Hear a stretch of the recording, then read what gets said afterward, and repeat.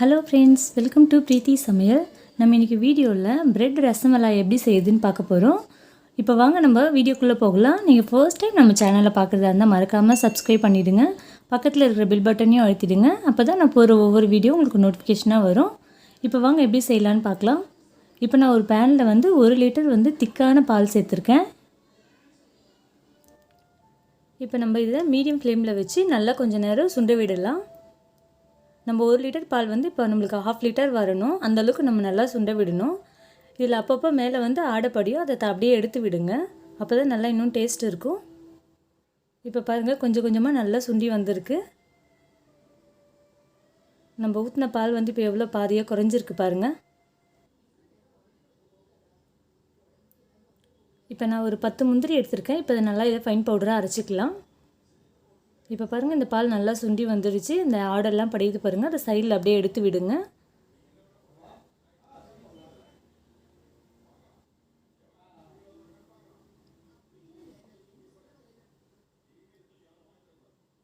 இப்போ நம்ம இது கூட நம்ம அரைச்சி வச்சுருந்தா அந்த முந்திரி பவுடரை ஆட் பண்ண போகிறோம்.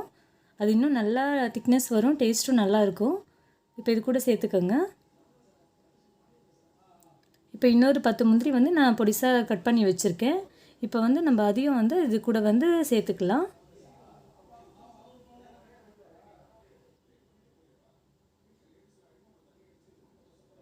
இப்போ ஒரு பிஞ்ச் ஆஃப் நம்ம ஏலக்காய் பொடி ஆட் பண்ணிக்கலாம். இது எல்லாத்தையும் நல்லா மிக்ஸ் பண்ணி விடுங்க. நல்லா வாசனைக்கு தான் இது.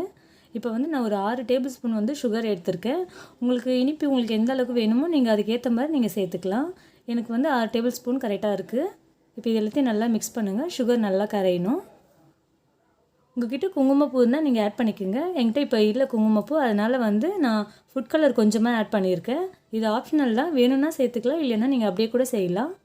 கலருக்காக தான் கொஞ்சமாக சேர்த்துருக்கேன். இப்போ இதெல்லாம் நல்லா மிக்ஸ் பண்ணி விடுங்க. இப்போ நம்ம ரசமலாய் ரெடி ஆகிடுச்சு. இப்போ நீங்கள் கேஸ் ஆஃப் பண்ணிவிடுங்க. நம்ம ப்ரெட்டை இப்போ எடுத்து ஸ்லைஸ் பண்ணி எடுத்துக்கலாம்.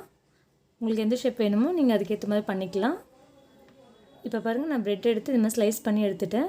இப்போ ஒரு பேனில் கொஞ்சமாக நெய்யை ஆட் பண்ணிவிட்டு இதை டோஸ்ட் பண்ணி எடுத்துடலாம்.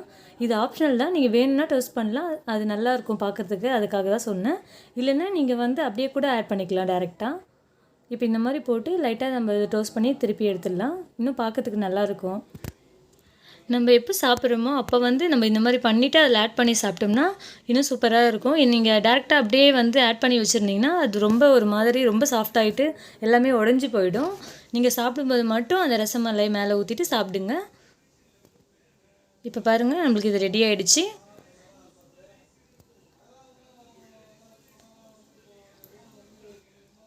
இப்போ நம்ம ரசமலாயை இது மேலே ஃபுல்லாக நம்ம நல்லா முழுகிற அளவுக்கு ஊற்றிடலாம். ஏன்னா இது ஆட் பண்ணதுமே ரொம்ப சாஃப்ட் ஆகிடும். அதனால் நீங்கள் சாப்பிடும்போது மட்டுமே எடுத்துகிட்டு இந்த மாதிரி பண்ணுங்கள். டேரெக்டாக நீங்கள் அப்படியே போட்டு வச்சுருந்தீங்கன்னா எல்லாமே உடஞ்சி போயிடும். ஃபைனலாக இது மேலே கொஞ்சம் நட்ஸ் ஆட் பண்ணிக்கோங்க. உங்களுக்கு பிடிச்சிருக்கோம் நம்ம இந்த வீடியோ. நீங்கள் வீட்டில் செஞ்சு பாருங்கள். செஞ்சு பார்த்துட்டு மறக்காமல் எனக்கு கமெண்ட் பண்ணுங்கள். நம்ம சேனலை சப்ஸ்கிரைப் பண்ணிவிடுங்க.